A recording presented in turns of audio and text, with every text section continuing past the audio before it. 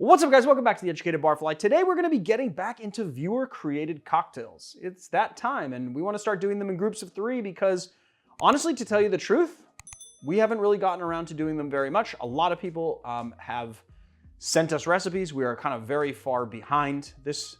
The recipes that I have today I've been holding on to for a very long time, and they've been so long, actually, that the email that I'm going to be pulling this from, Marius, says drink submission for live stream. So this is like right when COVID hit. That's about a year. That's crazy. It's like March. Yeah, it's like almost a year. It's like almost a year ago. That's really kind of scary that we've all been inside for a year. Cool. So the first cocktail that we're doing today is by a guy named Adam Elverson. He is known as @thepoorcook on Instagram, and he's been a longtime subscriber, longtime follower on Instagram. Very nice guy. He didn't really give me a lot of information about the drink, which I like to read the emails that people send in. So when you guys send in submissions, make sure you say your name, make sure you say where you're from, and make sure that you give us some information on the inspiration behind your cocktail, or if it is based on another cocktail, it's a riff on a cocktail, we want to know like all the pertinent information. So let us know. And the best way to send in the recipe is to go to our website and use the form, the recipe submission form. Oh yes, we have a recipe submission form on our website. That is the best way to do it. I was telling people to go to our Gmail for a while, but it's better to just do it on the submission form because then all of them are in one place and we can organize them a little bit better. And it'll tell you what you need to submit. So Adam Elverson gave me 2 different cocktail recipes. I'm going to be reading the information from one and then doing the other just because he gave us a little bit of info about himself. Not a lot. This basically what he just says is, I'm a cook from New Hampshire and I've gotten very into mixology primarily because of this channel, which that makes me very happy. The whole point of this channel was to inspire you guys to make cocktails. Then he goes on to say, please let me know if this is as good as I think it is. Am I a maniac for dissecting the syrup like this? And I think what he meant is splitting the syrup up into a lot of different parts. As you can see, there is quite a few ingredients in this cocktail.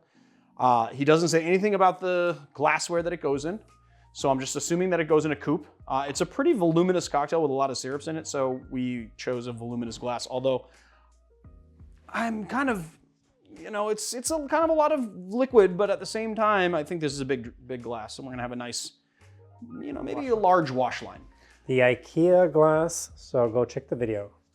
On yes, yeah. Marius loves to keep me, you love to keep me on task. How did you know I wasn't getting to it? We did a IKEA glass video on our other channel, which we just started uploading to again, and we're very, very happy that we're getting to upload back on this channel now that we have some time. We have this new beautiful set. So go check it out on Barfly Free Pour, link above. Okay, got it? Better? Yeah, and we can link our own channel, which is kind of nice. All right, let's get into actually making this cocktail. First, I'm gonna do this, and then we'll flip it. That didn't go as planned. I've been watching a lot of Vlad Slick Bartender, and I've been like, you know what? I kind of want to learn the flair. Look at that. Hey, look at that. Oh, hey-o, hey-o, hey-o. Giving Tom Cruise a run for his money. See this. This one. Yeah, I think we need to go see Vlad. Yeah. What, you don't like my moves? All right, so it says a 1/4 ounce of lime juice. So I'm just gonna just eye it out a half of a half in here just because I think I wanna get all of the nice oils from the peel in the jigger. And I think it'll be a mess doing it on the top here. Pour it in here, and then we're gonna do a 1/4 ounce of pineapple juice, 1/4 ounce of ginger syrup, 1/4 ounce of honey syrup, a 1/4 ounce of cinnamon syrup. I'm gonna tell you right now, Mr. Elverson, you are a maniac. We're gonna take a few mint leaves. It says 6 Springs mint leaves. I think he meant sprigs, but I think he just means 6 mint leaves, but these aren't full size leaves. So I'm gonna do, not these ugly ones, but these guys. Yeah, it's not the season for mint, I think. My bush is a little sad. Yeah, I mean, it's better in the summertime for sure. He says 2 to 3 dashes, Peychaud's, but that was like 2. Even though I dashed it 3 times, I have such little Peychaud's bitters that the other 2 kind of came out halfway. A 1/4 ounce of dry vermouth, 2 ounces of gin. He specified beef eater, so we are using the eater of beef. Then we are going to add some ice to our tin, add the cocktail, and give it a nice, hard, smiley shake.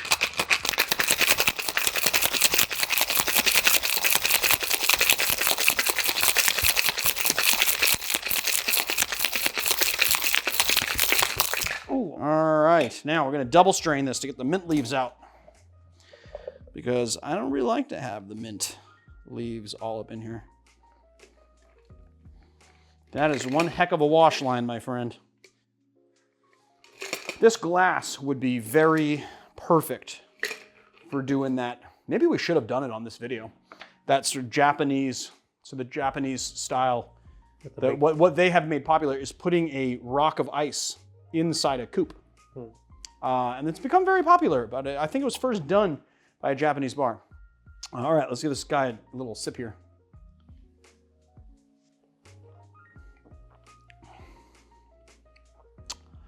So it's very pleasant, but I will say that I think you went a little bit too crazy on the syrups. Even though the syrups only equate to about 3/4 of an ounce, they're all various sweetnesses. So ginger syrup is a very, very, very strong flavor. Honey syrup is incredibly sweet. It's even sweeter than sugar. And then you got your cinnamon syrup, which I wanted to say that the cinnamon was going to be overtaken by the ginger and the honey because they're such strong flavors.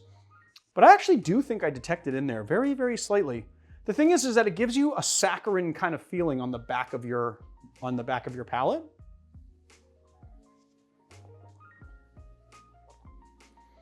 And there's like a little bit of residual spiciness, but I think it either needs more acid, like a little bit more lime juice to sort of balance it out, because I don't think that the acid is balancing the sugar properly, or maybe a little bit more bitters to sort of balance out that syrup. But I'm gonna say that I think it needs a little bit more lime juice, maybe even up to 1/2 ounce, as opposed to 1/4, to just make it a little bit tartar and to sort of break down that sugar. But otherwise, it's a pretty good drink. I will say that there was no notes on garnish, so I'm assuming it just goes garnishless.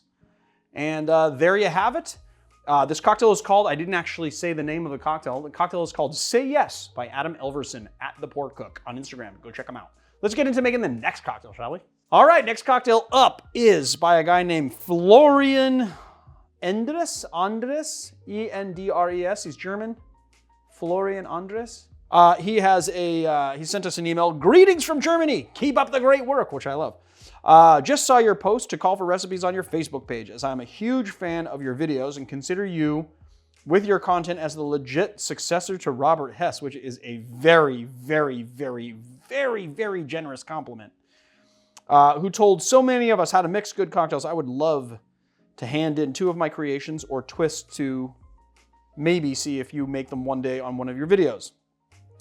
Just a few words about myself, just in case you want to know a little bit more about your viewers. A little bit more about your viewers. Oh, if I want to learn a little bit more about my viewers. I do. I always want to learn more about my viewers. I am 39 years old, married, and a father of 3 awesome kids, born and raised in Frankfurt am Maine. What does that mean? Frankfurt am Maine. It's probably like a region or like a little city or... Germany. Not city, but like a little... Where we now live again after being in Vienna, Austria, and Munich for 10 years before that. That's me with my wife and boys. Our now almost 3-year-old daughter was in the making at Lake Garda in Italy, where I bought my first Amaro Nannino, which is awesome for classic drinks. I am a manager at a large German management consultancy company for a living and an ambitious home bartender for fun. My fun and fun of family, friends, and neighbors. Also, me and some friends host the biggest German cocktail group with over 1,000 cocktail enthusiasts on Facebook called Cocktails Feine Geister, which I gotta say, I'm actually when I first got this email, I joined the group. So I've actually been a member of the Cocktail Feine Geister for quite some time. What translates somehow to fine spirit cocktails. That's what it translates to. We would really feel honored if you as a person or your Facebook page would want to join our little group, which we did. Or I did, at least, anyway. I don't know if we did as Barfly or as myself, but we are members of that group now. I just did your Jack and Coke Old Fashioned, but had to use Benedictine instead of Fernet, and really enjoyed it with Jarritos Mexican Coke syrup. Here are two of my recipes I would like to introduce to you: the Having a Good Time and my Blackberry Mulata Daiquiri, which we'll do at some point. The Having a Good Time is somewhat of an old Cuban twist or variation with gin.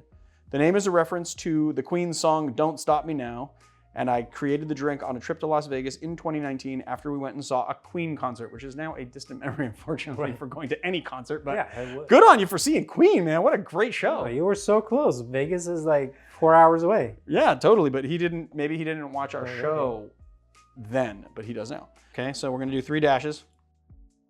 Okay, we'll just do 1 1/4, see how this comes out. 3/4 of an ounce of cane sugar syrup. And then we're gonna do 1 3/4, which I'm gonna eye out here because this doesn't have a 3/4 mark. That was 1 1/2, and then 3/4 of gin. We're using Beefeater. And then he says 10 to 15 mint sprigs, which is one mint, sorry, not mint sprig, sorry, thyme sprigs. And this is 1 thyme sprig. And I don't think that 15 of these, thyme is a very powerful, but did he mean 15 of these or 15 little leaves? I mean, the song says having a good time, so maybe it's just having a good... Very timey? Very timey. All right, you know what? I'm just gonna say like 1, 2, I think he meant like little sprigs. 3, 4, 5, 6, 7, 8, 9, 10, 11. Basically a whole sprig, just... Right. We'll just say basically 1 whole sprig. Ha-ha! Put our cocktail in. Give it a nice shake it like you're having a good time. Yeah, don't stop it now. Yeah, like you're at a Queen concert.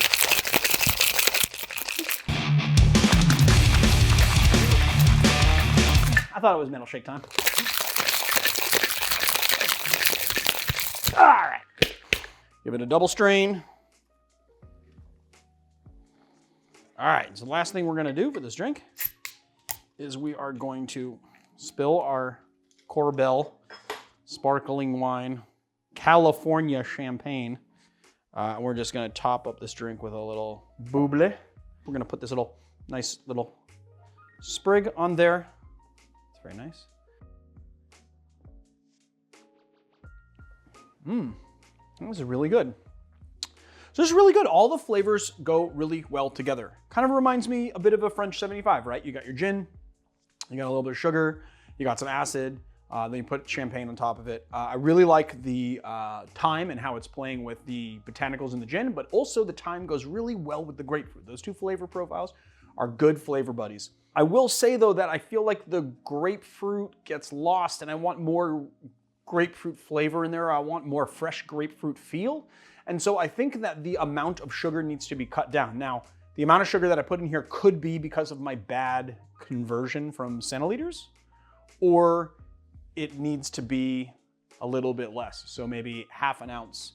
I really like the addition of the champagne because it gives it that nice kind of acid pop that I think we miss from not having something like lime juice in there or lemon juice, which is gonna be a little bit more acidic than grapefruit. Otherwise, it's really, really good. It's just like all of the things are right there. So there it is, having a good time. Florian Andres of Germany. There's a cocktail that I've been meaning to do for a very long time by a guy named Tom Somerville. He has really sent us a lot of different cocktail ideas, cocktail specs. Not only has he given us cocktails of his very own, but he's also given us specs from bars that he really likes, which is pretty amazing. And I don't want him to think that we haven't been looking at his email, so this is one for him. He goes, hey, my name is, no, it's not what he wrote. What he wrote was, hi, I'm Tom, a 21-year-old bartender out of Northampton in the UK. This is my cocktail named Marshall, spelled M-A-R-S-H-A-L-L. And that's before all of you get crazy about the spelling of Marshall. It's actually based on a poem, and it was completely intentional, okay? The drink was inspired by a poem by Kate Tempest. She's awesome. Check her out. Anyway, here's the drink. Let's get into actually doing it. So what we're going to do, it says 2 dashes of mole bitters, but we're doing drips and drabs. We're doing drops of mole bitters. So say 3 drops per dash. So we'll do 6 drops of mole bitters using the Bittermans, but you can use any mole bitters, I'm assuming you want. And then we're going to do 3/8 of an ounce of Mr. Black coffee liqueur or something comparable. 3/8 of an ounce of Demerara syrup. 3/8 of an ounce of the creme de banana, which this Tempest Fugia stuff is so good. It tastes like fresh banana bread. It is amazing. Last but certainly not least, 1 ounce and 1/4. So 1 ounce plus 1/4. We'll put the rest of our ice in there as well. Give it a nice stir. He says to strain it in a coupette, which is a small coupe, but I like this Nick and Nora, so we're going to do it in the Nick and Nora instead. Give it a nice stir. We're going to strain into our glass. Give it a little twist. Let's give it a sip. Ooh, that is really nice. Really nice nightcap cocktail. Very good. Bravo, Tom Somerville. It's not even too sweet. You know, I was thinking the creme de banana in equal parts with Demerara sugar. But what's really nice about the Demerara sugar is that it brings in this really nice, natural kind of molasses flavor that goes really well with the coffee and really well with the banana. This creme de banana from Tempest Fugia is like eating warm banana bread. I know I said that earlier in the video, but I cannot stress enough how wonderful it is. It is a different beast than something like the Giffard Banana de Brazil, although I will say that the Giffard would work very well in this cocktail as well. So if you have access to that, that's fine. And if you have something similar as far as the coffee liqueur, then I would say use that. And you could also actually use like maybe a little bit of vodka and cold brew kind of mixed together if you don't have a coffee liqueur or the coffee liqueurs that you have are too sweet. You definitely don't want something that's too sweet. The thing about Mr. Black that makes it work really nicely in this cocktail is there's very little bit of sugar. It's just a touch of cane sugar in there. So it doesn't make this too sweet. But this is really, really nice. So there it is, the martial law.